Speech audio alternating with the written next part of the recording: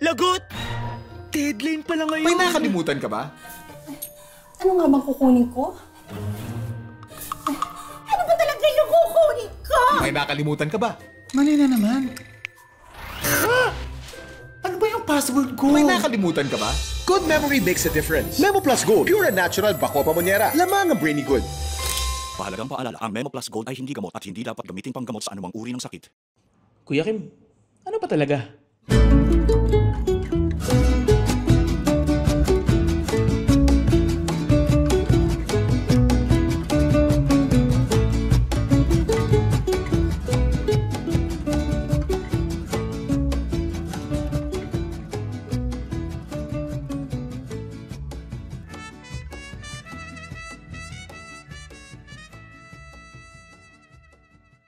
Magandang araw sa inyong lahat. Welcome to Ano Ba Talaga with Kuya Kim. Ito pong podcast na to, we talk about anything under the sun.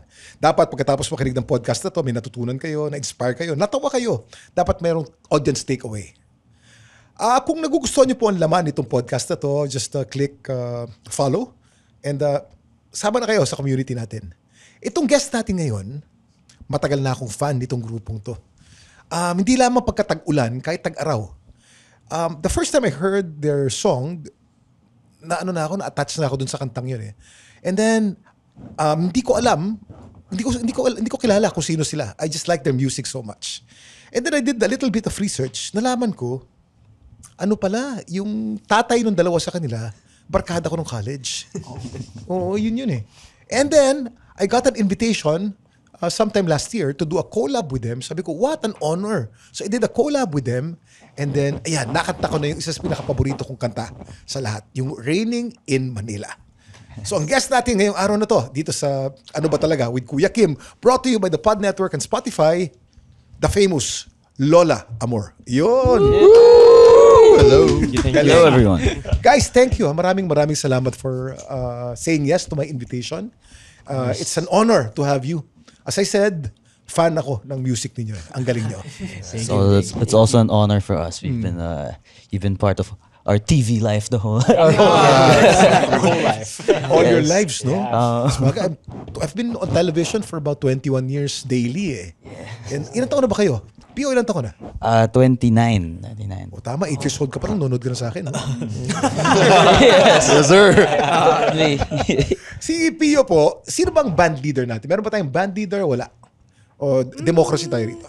Democracy. Yes. Sabagay maganda yun. A lot of bands kasi they disband because the leader gets into conflict with one member and then that other member is a crucial member.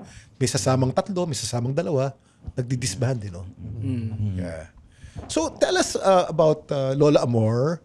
How did Lola Amor start? Lola Amor started in 2016 officially, pero it was a project between two bands na mga taga Zobel. So those two bands were my old band called Sinigang na Baboy na wala Sinigang na Baboy, matindi ang pangalan nun. Oo, sa Zobel kasi uso sa Zobel yung mga mapagkain yung mga band member niyo. Meron kaming rambutan, peach mango pie, Pero sila rin yun. Sinigang na Baboy at ano pa yung isa pang banda? Kami naman Decaf, kami ni Zoe and our old members si Raymond and Martin.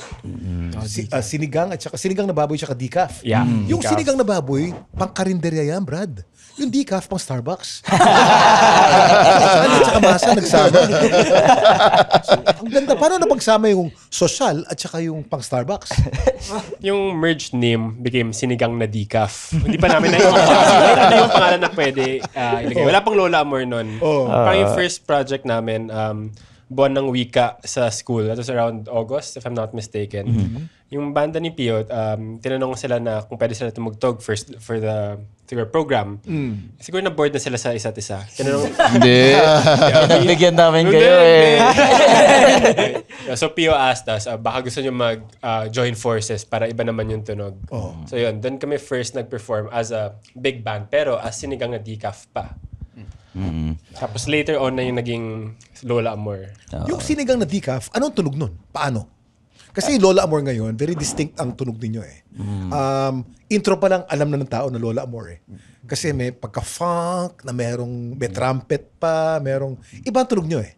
Ang tunog nyo, type ko eh. Kasi very 70s. Very 70s. Very VST and Company ang dating. Alam mo, ganun ang dating. Anong tunog nung Sinigang na Decaf bago naging Lola Amor? Actually, at that time, we were doing covers pa. So we really didn't have much originals. We covered Yakap sa Dilim and Apo Hiking. Gusto ko ng Gusto ko ng baboy. Baboy, yeah. Gusto ko ng baboy. Yeah. By Radioactive sa project. Si Lourdes de Vera. Yes. Maganda mag-guest ko rito yun, si Lourdes de Vera. Yes, Sarap please. kausap. Panoorin ko yun. Anyway, so ayun ang tunog. You're doing covers. Yeah, we were doing covers. We still had background siguro mostly in parang alternative music, John Mayer, Red Hot Chili Peppers. Pero we tried to incorporate horns na rin in a way. Pero it wasn't still, hindi pa siya pulido. Hindi pa siya kasing Lola Amor sounding at that time. Yes. Kailan naging Lola Amor yung Sinigang na Decaf? Nung 2016 kasi parang may sinalihan kaming contest. Yung Wonderland kasi yung music festival may contest sila dati na may Battle of the Bands. Yung panalo makakatugtog dun sa music festival. So dun kami unang naging Lola Amor kasi kailangan mo maglagay ng ano, 'di ba? Band name. Yeah. Di namin malagay yung Sinigang na Decaf, nakakahiya. Walang saysay. Sa hindi Tagalasal, walang saysay yung Sinigang na Decaf. Di mo Hindi nila alam magigets. yung dalawang banda na yun eh. So, naging Lola Amor. Naging Lola Amor. Bakit Lola Amor? That is the name of my lola, our lola. Pero napili lang yung pangalan niya dahil sa kanya yung pinaka parang bagay maging band name. Maganda nga ang tunog ng Lola Amor eh. Ang dating niya parang yung energy drink. Lola Remedios. Lola Remedios. Monster? Red Bull. Yung mga honorable mentions si Lola Juanita, si Lola Dulce. Dulce. Meron ng Lola Baby. Bakit kailangan maging Lola? Pwede namang Lolo. Pwedeng Tito, Tita. Bakit kailangan Lola? Paano ba nangyari? Parang naisipan namin na magandang band name ay pangalan. So that was our parang theme. So hindi ko alam sino nagsabi. Bigyan niyo yung pangalan ng lola niyo. Tapos nag-voting na lang kami sino yung pinakamagandang pangalan ng lola. Maganda yung Amor, no? Maganda yung Amor. Love, di ba? Love. Ganda. Okay, so paano nag-evolve yung banda ngayon? Paano lumaki ng ganito kalaki? So sinong nadagdag pagkatapos nung naging Lola Amor na kayo? Actually, same members of Sinigang na Decaf and Lola Amor. Nagbago lang yung pangalan. Pero ang nagbago, kailangan na namin magsulat ng sarili naming kanta. The first ever original song ng Lola Amor, that's the first time we ever wrote a song together. Walang demos from high school, walang ganon. Yun na talaga yung una. It's called Anong pinakaunang kanta ng Lola Amor? No Tomorrow yung pangalan niya. Hindi na namin tinutugtog kasi. Bakit naman? Dated. Very juvenile pa lang yung tunog nun. Very juvenile. Wala pa yung Lola Amor sound na ngayon. Yes. Pero maganda pa minsan tugtugin yan. Kasi history niya yan eh. Yung fans natutuwa. Pag ginagawa na lang namin para sa kanila kasi hindi kami natutuwa. Lola Amor. Okay, ngayon, napaka-in-demand na ng Lola Amor. Sino ang nag-imbento, sino sumulat ng Raining in Manila? Kasi ito ang pinaka-definitive na kanta nyo sa tingin ko ha. Nakilala kayo worldwide at naging iconic ang Lola Amor because of that Raining in Manila song. Ano yun? Kwento mo sa amin yung history ng Raining in Manila. Baka pwede David, ikaw naman. bigay yung origins. Yung Raining in Manila, I think, at the time we were, Sparkle, di ba? Yes. Okay. Parang, we were so obsessed with city pop, Japanese city pop. So, I told Rafi, parang, sulat tayo. And then, I started writing, and then it was in English. And then, super iba pa yung lyrics. And then but it sounded similar na. And then, I brought it to the band. Then, Pio wrote the lyrics over it. And then, yung original lyrics, si Raymond gumawa.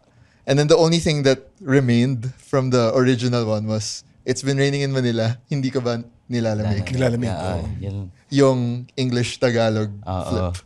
So the reason why we kept changing the lyrics is because we redrawing inspiration from city pop, diba? Yung city pop is like a movement that started booming na kasabay ng golden era ng Japan. So yung background ng City Pop is, sabi sa akin ni David. I just believe everything he I said. just read one article. What year was this? 2013? 2014? This is the 80s. 70s, 70s. Oh, yung Raining in Manila, mga 2015. 2023. 2023. Three. Okay, yes. But the golden era of Japan, you're saying, is mga 70s. Or 80s. Or 80s. 70s or 80s. Oo. Around it spans kasi from 70s to 90s. Yeah. Actually. Well, actually, I'm a Nipponophile. Lahat na suot ko made in Japan to, Chief. Dati-rati kasi, nung unang panahon, back in the 60s, pag sinabing made in Japan, kakatapos na ng World War II inferior. 50s and 60s, dapat made in USA. Pag nakitang made in Japan, inferior yan. Pero ngayon, pag sinabing made in Japan, unang-una, good quality, made passionately, and mahal. Mahal. Ngayon. Pero sa kanta, so a lot of your songs pala were derived from that Japanese love, ha? Actually, just Raining in Manila. Just Raining in Manila. Yeah. So yung movement na yun, kasabay niya yung economic boom. So ang nangyari, people from the provinces of Japan would move into the city.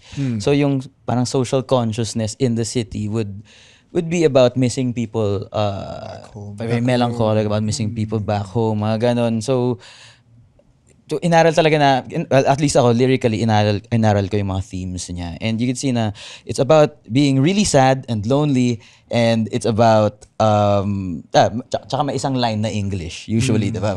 So, it's been raining in Manila, tapos Tagalog na lahat, diba? Ganon. Pero yung instrumental behind it is like, yeah. they can have. Sad songs with a happy beat. Ang galing. May brass, no? May trumpet. Ako, ang dating sa akin ng Raining in Manila, parang long-distance relationship eh. I get how people can interpret that. Or pwede ring OFW. Kaya nakaka-resonate ng maraming tao. Actually, exactly daming that. OFW eh. Yeah. Diba? So, nung time na yun, ang in-experience ko was, I was a bit, nalulungkot ako dahil a lot of my friends from college, nag-migrate sila to pursue masters. Dati araw-araw kami magkasama. Ngayon, pandemic, di ko sila makita. 2 years ko silang hindi makita. Tapos nung natapos na yung pandemic, yung barkada namin, 15 kami, 7 na lang kami natira dito. So, it was what was bothering me at the time. Sakto dun sa themes ng City Pop, how do I make this more local and yung hindi ko lang ginaya yung style ng City Pop. So, ang topic niya isn't about, ano siya mas developing world eh. People don't really go here. People don't really settle here. Yung nangyayari, pumupunta sila ibang bansa. So that was what I wanted to write the lyrics about sa Raining in Manila. So malalim pala ang Raining in Manila, no? Hindi lang pala LDR yan. Ang galing ng history, ha? Yeah. Request naman.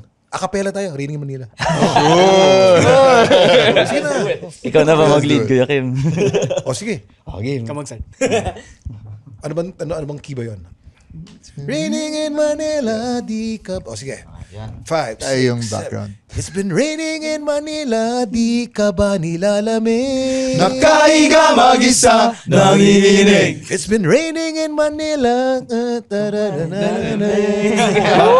Pop. Yeah! Introducing our 8th member. Uy, di And sama. band leader. Bagong band leader. Back to your dad, no? Yeah. Yung nabanggit ko kanina sa intro kasi dahil barkada ko nga nung college, a guy named Sunny Dumayas. Sunny Dumayas is one of the more famous creative persons now. He's a commercial director, the favorite assistant director of everyone. But ano yan, icon yan sa advertising. Yan ang barkada ko nung college. But never, actually when you guys were starting, sinabi na sa akin ni Sunny na you should meet my son. They have a band called Lola Amor. Hindi ko pa alam yun. But I knew that merong Lola Amor. Pero hindi ko pa kayo naririnig doon. Yan. And then, si Sunny, tambay lang kami noon sa UP eh. Ano kami? I believe you. Bro, least likely to succeed. Kim Atienza. Alam mo yung batch namin, matindi. Puro kami least likely to succeed. Pero, nag-succeed, no? Yes. Kasi tambay lang kami noon. And then, si Sunny hindi masyado, marunong mag-gitara ang daddy mo. Hindi niya sinabi yun. Katambay namin noon si Ellie Buendia. Sabi nga yan. Heard about that. Si Ellie Buendia, nakaupo kami sa steps, tutugtog si Ellie. Si Ellie, ano yan, introvert yan eh. Tugtog lang ng tugtog yan. Wala, pre-eraser heads pa yan. And then, sino pa mga musikerong kabatch namin? Ogie Alcacid. Yes. Ogie Alcacid. Oh. Sa UP, nung batch namin ng daddy mo, maraming mga celeb. Richard Gomez. Richard Gomez. Yeah. And then sa larangan ng news, Batchmate, Julius Babaw. Julius Babaw, Tintin, asawa ni Julius, no? Tintin Bersola, and then Kuya Kim. Pero sali dumaya si Kuya Kim, least likely to succeed. Nakakatuwa na yung mga... Yung iba expected, yung iba. Wild cards pa na ito. Lahat kayo Lasal Sobel. So puro kayo mga anak ng sosyal. Si David Ateneo. Mas sosyal ka pa. So, nakakatuwa eh. Itong sound na to, paano nabuo itong funk ng Lola Amor? Nag-evolve eh. You have a distinct sound na kailangan meron. Paano nangyari yan? Anong history yan? The secret to yung sound namin is walang magkapareho na kanta sa buong discography. Pareho Parang sila. Beatles. Actually, I guess. I wouldn't like to compare myself. Huwag na nilagay sa parehong liga. Sa album, no? Oo nga, pag nakikinig ako sa inyo, iba-iba nga. Pero ang tunog pareho ibang tunog pero parehong tunog. Guess mo? Somewhat. Yeah. Pero isa sa unifying factor ng tunog nyo, feeling ko, yung trumpet. Ang laking bagay na may brass. Actually. So anong yung history ng brass? I think USP namin or like selling point naman yun nung start ng Lola Amor. Not a lot of indie or parang bands that were starting out had horns. Usually it was just the usual rock band, guitar, bass. We had that edge even though when we were starting we weren't that creative with how to integrate horns in our music. It was still something refreshing at that time. So ngayon, since we're a bit more seasoned, we have Jeff, one of our newer members. He replaced our old saxist. He was also able to bring out taga UP Music rin kasi si Jeff. So UP Music. Bring out more versed more lines. proper. More proper. Ano pa mga brass instruments na proficient ka, Jeff? Trumpet? No, more of kasi woodwinds ako. Woodwinds. So mga saxophone, clarinet. Flute, inaaral ko pa. Pero ang prominent na actually ang major ko was clarinet. So classically trained ako in college. And then pagdating dito sa banda, it's like We want funk. we want that's not it, boy. You can't do that. You can't do that. Magaling ka mag-classical. Ang training mo talaga classical. Ang training ko talaga is classical. Galing. Hindi ako magaling. But like, That's not true. He's pretty good. Actually, trivia lang po para sa mga listeners natin, mga nanonood sa atin. Ang clarinet, kaya tinawag the woodwind instrument kasi meron siyang reed. So yung mga brass instrument, meron silang mouthpiece, pure brass. Ang woodwind, meron silang reed. Yan ang vina-vibrate mo sa pagitan ng labi mo. Tapos, kahoy. Yan, ang exception was flute. Metal kasi yung flute. metal. So, pero before, wood siya. Yung mga sinaunang flute. Yes, sinaunang flute. Another exception is saxophone kasi fully brass siya except the reed. The reed, may wood pa rin. Yes, may wood pa rin. So, yeah, pagdating ko dito sa band, it's like totally different shift. When we were making Raining in Manila, nahirapan ako like with everything. Making a solo, making the horn. Horn lines, okay, kaya pa. We remember. No. Solo, as in, yung solo ng Raining in Manila was... Okay, fine. I brought something to the studio and then David did not like it. So we wrote the solo like 15 minutes before we recorded. We rewrote it together. Yeah. Tapos galit na galit ako kasi... Galit na galit siya. I was like, classical. Ako kasi yung, what's it called? Iron Fist. Supervisor ng recording sessions para on time. Are you a efficient. technical guy? Yes. Nag-Berkeley School of Music siya for college. Yeah. Puro kayo social na. Ateneo ka na, nag-Berkeley School ka pa. I'm still paying for it. loan. Yeah, so, Galing. Yun, the more I learn about the history of the band, the more I admire you. My gosh, meron pala kayong Berkeley School of Music. Yes, sir. Tindi mo, Brad. He's right here. Hirap. Kung tingin mo, kung nasa Amerika ka pa, madideport ka kay ni Trump. I think so. I think siguro, no? Activista ka ba? Sure. Activista ka. Yeah. I'm sure. Activista ka daw. No. But, you know, how I look. Tingin mo na, dahil binanggit mo na yung Berklee School of Music, ano naman ang musical history mo, David? Na-intriga ko eh. So, Ateneo ka. Before Ateneo, sa ka nag-aral? Well, Ateneo ako since grade 3. But before that, I was just in a parang local school Local near... school? in Ateneo ba is not Manila. local? No. Like beside the house lang. Na Okay. small school Oh. lang. But then we moved to QC. Then nag-Ateneo ako. Then Anong course mo sa Ateneo no college? I didn't. I took college in Berkeley na? In Berkeley na. Social talaga. Para sa mga nakikinig, baka kasi hindi nila alam, yung Berklee School po, isa sa mga famous na music school sa California. UC Berkeley, di ba? Boston Berkeley. Okay. O, isa sa mga famous schools ng music, mahal po dyan. He's still paying for it. Yes, I'm still paying for it. Yes. It's been Okay, years. so anong course, ano ang major mo naman dun sa Berklee School? So I took film scoring. Film scoring. So it's more classical background, more of you write the music but you don't perform it. So that's what I wanted to do. Na I would write new things every day, but once it's written, wala na. It's there. But then I went here, and then Pio was like, "Oh, our keyboardist went to Korea. Do you want to You wanna join?" join? And I was like, "Wala akong trabaho eh." So Pandemic pa din. actually, yung principal instrument ko sa Berklee is voice. Voice. And then, so I just learned how to play. So marunong ka rin ng classical singing. Kasi voice ang major mo eh. Yes. Parinig naman. Sample naman dyan. Opera. Opera. Parinig naman. Opera. Isang opera. Okay. Okay, ladies and gentlemen, David of Lola Amor singing opera. It's been raining in Manila. Hindi ka ba nilalamig? Pavarotti. Kaya siya Pero walang classical doon. It's just contemporary. Mali. Sorry. I-upload naman kami. Contemporary yun. Classical. Dapat yung Mala Pavarotti. Okay.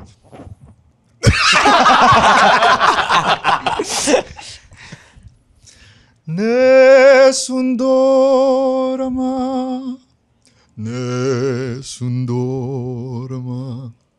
Yun na. Okay na yun. Yung Nessun Dorma po is one of the top songs of Turandot. Yes. Turandot, it was, nandyan yung funicula, di ba? At saka yung Vincero. Yes. Vincero. Classical voice. Naalala ko pa yung classical. Music. Alam mo, at one point, I wanted to be an operatic singer. Sample. Pero wala eh. Hindi ko malam sa akin eh. Yeah. Wala man tayong time machine, ang memories naman natin ang pinakamabilis na paraan para makabalik sa nakaraan. Alam niyo ba na ang memory ay galing sa Latin word na memor? Ibig sabihin ay to remember something that has passed. Diyan din galing ang salitang memorare o yung mga remembrances ng mga nakaraan natin.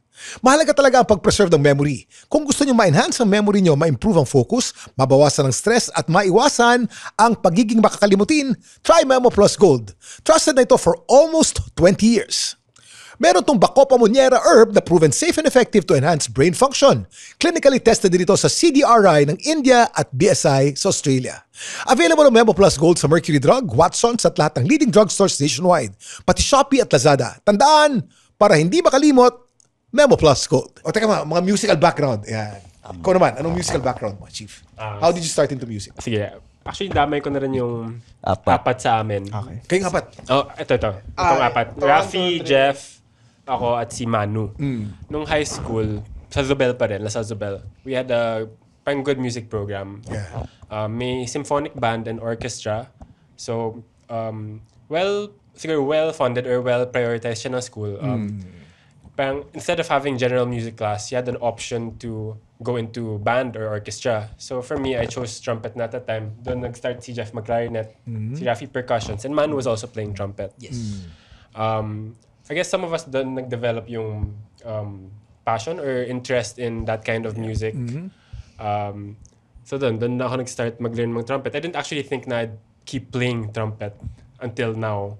It just so happened na when we merged, they needed a different instrument. So yun, I tried the trumpet. Tapos 9 years later, I'm still trying to do this. Fun fact, fun fact, si Messina was vice president of the band at some point. I don't know how I got there too. I don't know. For the trumpet players, sinong idol mo? Louis Armstrong, Chuck Mangione? Oh, but Chuck Mangione is good, but he plays more flugelhorn. I don't really listen to siguro. Louis Downswell, the one who does the Incredibles with many, like as in medley, Incredibles medley. Yeah. Do you know that? I probably heard of it, but I don't particularly zone into he's my idol for artist. trumpet. So usually I just listen to what I hear on the radio or what I can find that has horns in it. Ganda. Percussion. Anong klaseng percussion naman ang training mo? Classical percussion din? For me at least, no. Actually, the way they taught perks kasi nung Zobel, it Ano was tawag? more Perks? Percussion. Percussion. Talaga itong mga bata. We call it perks. Decaf din eh. Pero yun, Sabi parang sabihin ng perks habang nasa Starbucks ka. No? decaf. Starbucks. Pero yun, our teachers, Miss Nana Chavez and Sir Lin Malalik, they would just show me the instruments that I needed to play. Actually, before I entered the band, I only knew how to play the drums. And then the band said that if you want to join the percussion section, you need to also learn how to play the piano. Because that means you need to learn how to play the timpani and the xylophone and many other instruments. So And the triangle. yeah, the triangle also. Yeah. That's part of it also. So I had to learn those instruments first before joining the band. Actually, yung audition ko was terrible. Like my piano audition was so bad because I'm usually a really slow reader, so sheet music. But what made me get in band was my drumming. They really loved my drumming and they thought it was super fitting for the band. So yeah, I entered and then I got to learn all these instruments and yeah, also same with Angelo. I never would have expected to play this long, but I'm very happy I did. And I still use these teachings to this day because the classical background honestly helps you with how Pag music classical ang can be- background mo, iba no? Iba talaga po. Gamit na gamit sa lahat Parang you get to understand why songs are structured in a certain way, all the stuff the chords used. So I mean, as a percussionist, I may not be as well versed in chords compared to the rest of the guys here, pero just learning how each sections are structured is already a super helpful skill to have in a band. So yeah. Ikaw naman, Zoe, anong musical background? Actually, I started playing guitar because when I was grade 5, grade 6, I was super into Guitar Hero. I'm not sure if you're familiar. Natuto ng gitara sa Guitar Hero, Yeah. It's like a guitar video game. Yeah. It's like a I controller and remember that. stuff. Guitar Yeah, Hero. so yun, after that, I Time started... zone. Yes, time zone. So yun, Haba after yung nun, matikip I mo. started playing, I started taking up lessons. Then, nung time na yun, I think Angelo was also playing drums. Yeah, he's playing drums. And then one of our neighbors, Raymond, who's our previous bassist, he started also playing bass. So nung time na yun, we were all neighbors. So yun, we'd all start jamming. I think nung summer namin, every day we would just jam random music. Like mga Red Hot, mga Incubus. Memorize na ng construction workers yung Fall Out Boy. Nung time na yun, siya pa yung kumakanta ng mga songs. Sample. Sample nga. Sample. Sample naman. Hindi talaga kaya. Go, sample. Stacy's mom. Go, Stacy's mom. Go. Stacy's mom. Kasi wala kaming singer. Puro instruments lang kami. Wala kumakanta. Parang bored na ako sa drums, guitar, or bass. Antay lyrics. So ako na kumanta. Kaya nagpa-practice ka pa rin. Parang yung trumpet. Siyempre. Always. O The Dumayas Brothers, paano kayo nagsimula sa music? Nagsimula ako dahil yung similar to Zoe na Guitar Hero themed. I saw my friend play Sweet Child of Mine. Yun. Tapos kahit yung lead guitar lang. So I took an interest in playing guitar. But because I saw so many of my batchmates katulad ni Zoe tsaka yung dating gitarista ng Sinigang na Baboy na ang layo na ng skill level nila with shredding and playing solos. I chose to parang mas na-interest ako sa songwriting side, yung learning how to structure music and writing lyrics. So doon ako nagsimula. Manu? So, nag-start ako. First instrument ko was piano. I didn't like it eh. Actually, yung dad ko lang. Pinilit ka ni Sunny? Yes. Tapos, sabi ko, di ko trip talaga to eh. So, next, tinry ko yung guitar. Bano pa rin ako sa guitar. So, yun. I joined the band nung grade 6 ako. And, bano pa rin ako mag-trumpet. Pero, not really. Pero may class, you get to skip classes kasi. Kung so, kung band ka. Oo. Yeah, that's true. So, sige na nga, I'll continue this. And eventually, I got the hang of it naman. And I started to enjoy it. So, after that, I tried to revisit the other instruments again. Guitar was fun. Tapos nag-bass na rin ako. Piano hindi pa rin eh. Hindi talaga kaya. Piano no? Hirap. So, ilan bang instrumento kaya mong tugtugin? So mainly yung dati akong trumpet. Now I'm playing bass since Raymond left na the band. So can also play guitar. Yeah, guitar. Yeah, guitar minsan pag wala si Zoe, ako yung nagsasub dati. Galing. Pero usually trumpet yung main ko actually. But I'm actually happier to be in bass just cause no one talks about yung high maintenance talaga ng wind instrument. You need to keep playing talaga to retain that. Oo naman. Hindi, pero you're the least likely person to play bass, ha? Kasi ang mga bass players, malaking labi eh. Tsaka malaking tao. ang labi mo pang-trumpet eh. Diba dapat ang trumpeter, manipis ang labi eh. Pero si Louis Armstrong, malaking labi eh, no? Di mo rin masabi, ikaw no? ba? Kasi dapat kung trumpet, pasok yung labi mo sa para you can reach high notes, no? Pero pag tuba kung mas malaki yung labi mo, mas mapapagod ka lalo. Okay. I didn't. Tsaka yung mga trumpeter ngayon, tama ng technique. Noong panahon ni Louis Armstrong, nakalobo yung chicks nila, di ba? Yes. Trumpeter ngayon, hindi na nilobo. Diba? Technique actually yun eh. It's like an advanced technique para mapatunog yung, like a different sound. Like, nilolobo nila yung labi niya. Yeah. That's wrong eh. That's a wrong technique. But then ginagamit pa rin nila. It's like, it's not a wrong technique. It's just a technique. In classical sense, it's wrong. Yeah. Pero it's not a classical technique. Yes. It's a jazz technique. Jazz technique. Pag jazz naman, anything goes eh. Yes. Anything goes. Diyan nga nagsimula ang salitang jazz eh. Parang anything under the sun. How profitable is it now to be part of Lola Amor? Yan. Tataki question. Nakita na. I guess it's enough to quit your day job. Yes, it's enough to quit bravo. Pwede na yan. And then, kasi dyan naman nagsisimula eh. And then eventually, kasi if you're able to quit your day job, you're able to put in more passion. And therefore, with more passion, the profit follows after passion. That's my belief in life. Diba? Kaya paganda music nyo. Well, I believe so. So saan papunta ang Lola Amor at this point?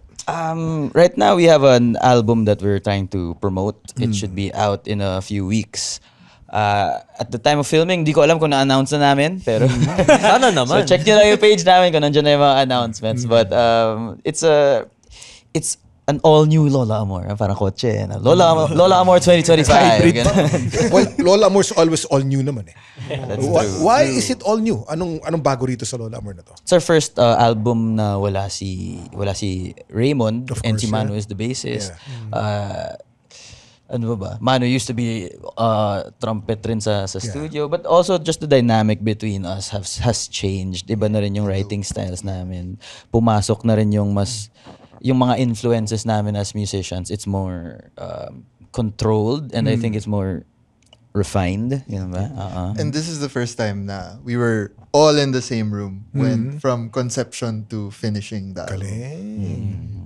Wait a minute. What happened to Raymond? Raymond now is pursuing other things. No? Yes. Was there anything, you may not reply, ha? Nag-away ba kayo? Ano ba? Anything negative happened? He just did not have the band in his parang in his priorities. In his career path his whole life. Mahirap rin eh. Si Raymond has a family business that he can't leave. Parang understandable. Diba? Daming ginagawa. Kami rin, actually, dati, before Raymond left, we were also like, hala, ang laki na ng banda, anong gagawin natin? That no one planned for this. Everyone just wanted to, do this for fun. So, there came a point where we all had to decide na tutuloy ba natin to or will we go all in on this? And it wasn't an overnight decision. Isa-isa kaming nag-resign. Nauna si Zoe, mga ganon.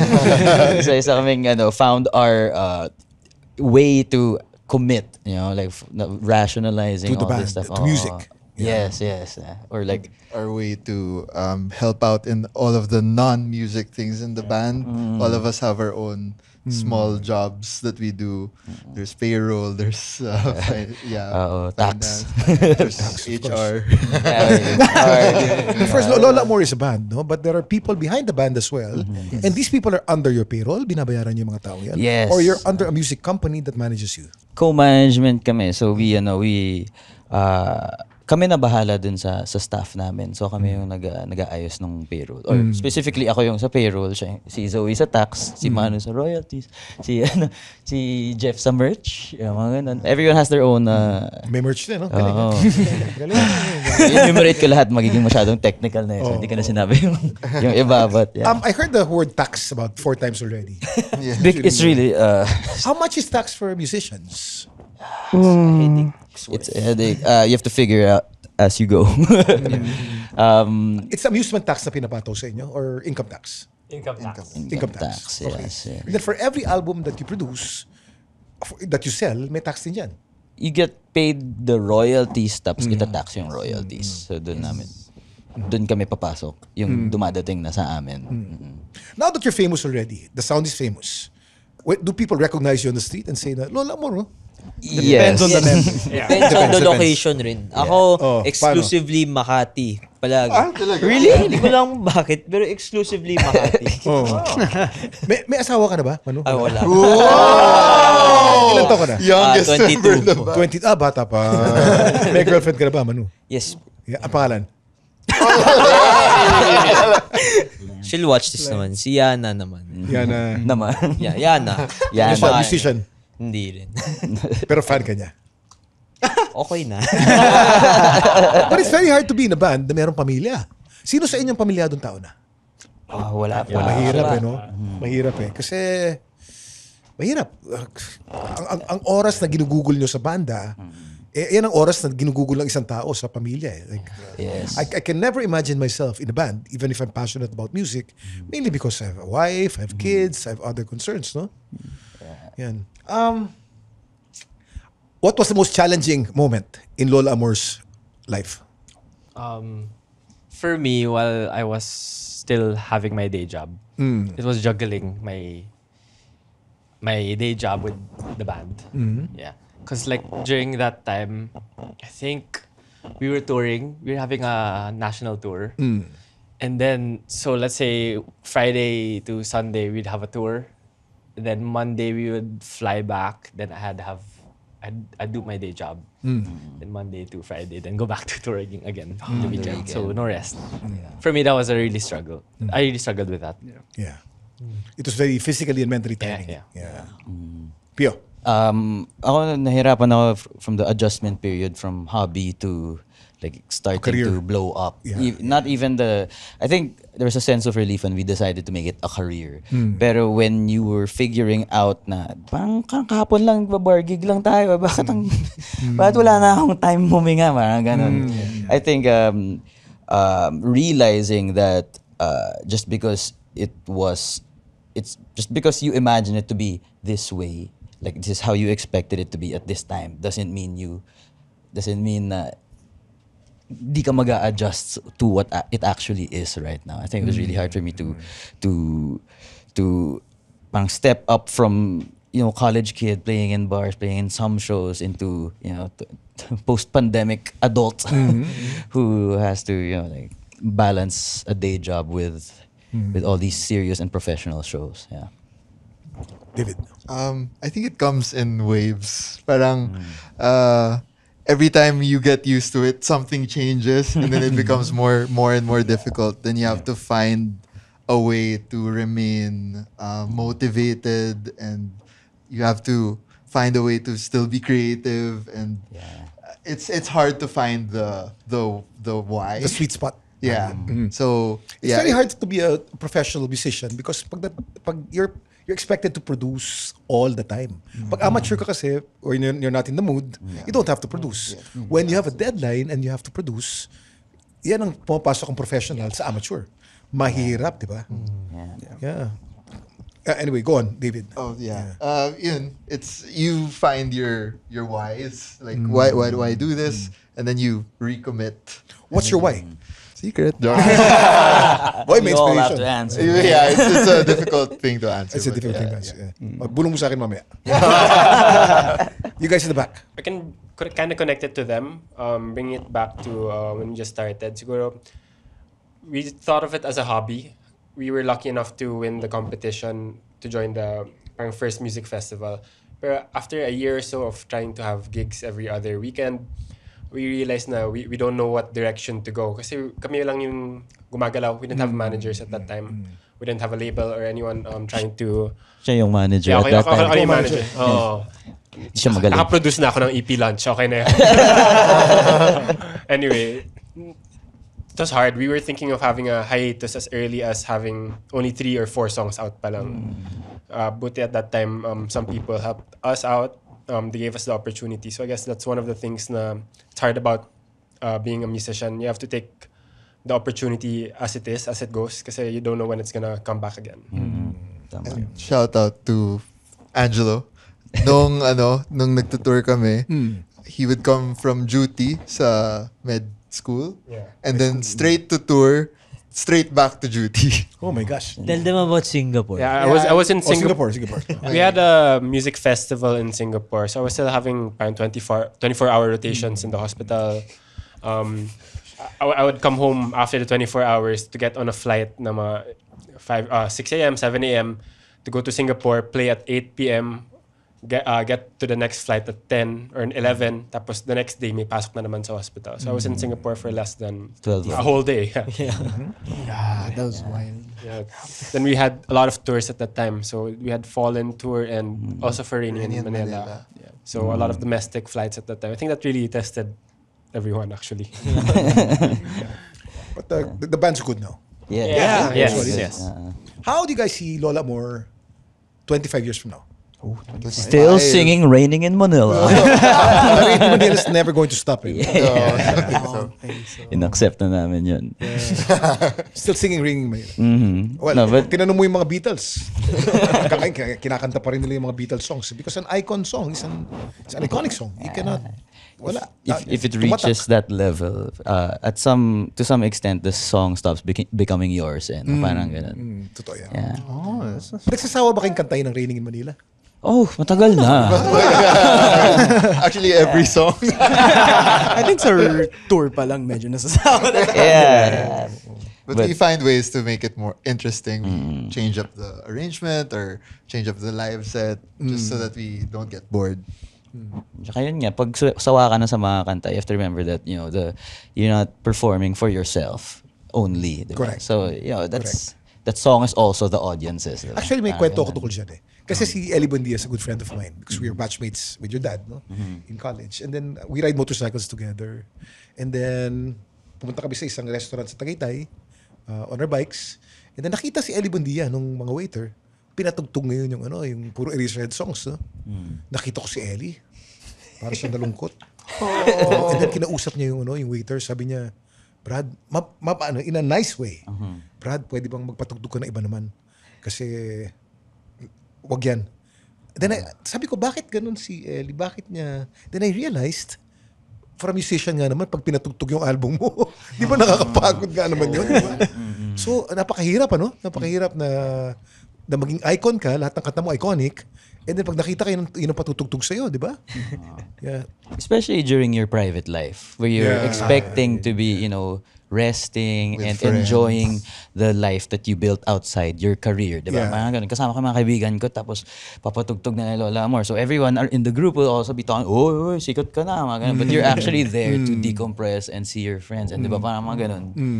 Kaya siya nagiging bothersome. Pero, hindi mo rin gagawin, it's not their fault also. Of It's course. the life you chose. No, it's also a sign of validation. Ibig sabihin, you're significant in their life. Di ba pagka hindi ka na pinapansin at yung kanta mo hindi na kinakanta, gusto mo ba yun? Di ba? Par for the course yan. Dapat masaya tayo pagka ganyan. Di ba? Anyway guys, bitin tayo because hanggang 40 minutes lang itong... I make it a point na hanggang 40 minutes lang yung podcast para bitin. Bitin. But definitely kailangan bumalik kayo. May part 2. Part 2. And as I said before, I've always been a fan of Lola Amor. And talagang, may trivia pa pala ako. Nung kinuha nila ako to collab with them, ang talent fee ko maganda. Binigyan ako ng boots. Wesco boots. Actually, nung tinatanong ako ni Patricia, you were under Patricia din eh. Yeah. Sabi, anong klaseng boots? Punta ka sa tindahan na to. Pinili ko na yun, di nyo alam eh. Pag tinanong ni Patricia kung ano, bigay mo yan. It's an American brand called Wesco. And all you need is one pair of that boot eh. And then, habang naluluma yun, gumaganda yun. That's one of my favorite boots. At yung boots na yun, pirmado ng Lola Amor yun. Lahat. Talagang ano yun. Ang Wesco kasi ano yan eh. You can actually sell it. The boot is so valuable na pag naluma, mas mahal pa kaysa sa bago. And then you can resell it. In about 25 years. Bebenta ko ng milyong piso kasi may mga pirma ng Lola Amor. Kaya ako kayo pinapirma. We're still playing Raining in Manila. Right now. Thank you so much guys. Maraming salamat. Teka muna, last may po-promote pa kayo, di ba? Oh, yes. Specifics on what you're going to promote. Go. Okay, so we have an album coming out on... we have an album coming out. Di namin alam kung at the time of filming, nasunod pa rin yung date, but it is on this date. It's an album, 8 tracks siya. It's our first album with this lineup, and it's an album that's very close to our hearts, not just because of the content, but also because of like the journey of how we made this album. The journey is still ongoing, so hope you guys find the time to pre-save the song and stay tuned for our new album called Love on Loop. Yes, sir. Love on Loop. Yeah. That's on Spotify, no? Yes. Yeah. Okay. That's it? Any concerts? By this time, sana na-announce na. Pero kung hindi pa, baka pa-cut out na lang. We will be having ila-launch namin yung concert a month later, so you guys have all the time in the world to listen to it. It's gonna be in One Ayala on September 12. So see you guys there. We've been working since June. Nag-arrange na kami on how to perform this live for you guys. So hope to see you guys there. See you! Okay See ya. guys, maraming salamat. Thank you so much for being in the show. Okay, magsawa. May part 2 to. Yes, of course. Okay, sa lahat ng mga followers po natin, thank you very much for joining us dito po sa Ano Ba Talaga with Kuya Kim. Brought to you by the Pod Network and Spotify. Please press the follow button. Follow na and then rate na rin the podcast para pag nakita yung podcast ko, maganda yung rating palagi. 5 ang rating. 5. Hindi 4.5, hindi 4. Dapat 5 stars all the time. Stars only. Thank you guys. Stars. And thank you so much for joining us. God bless. Salamat po.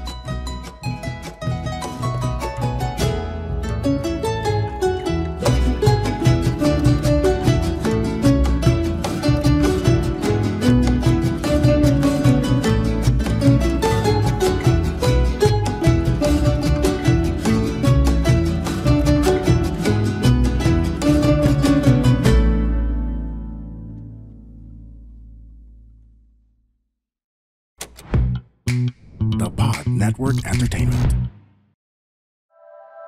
The opinions of podcast creators, hosts, and guests are not necessarily reflective of the official stance of the Pod Network Entertainment, its hosts, or other network programs. The content created by the people behind the podcast is personal and not meant to harm any religion, ethnicity, group, organization, company, or individual.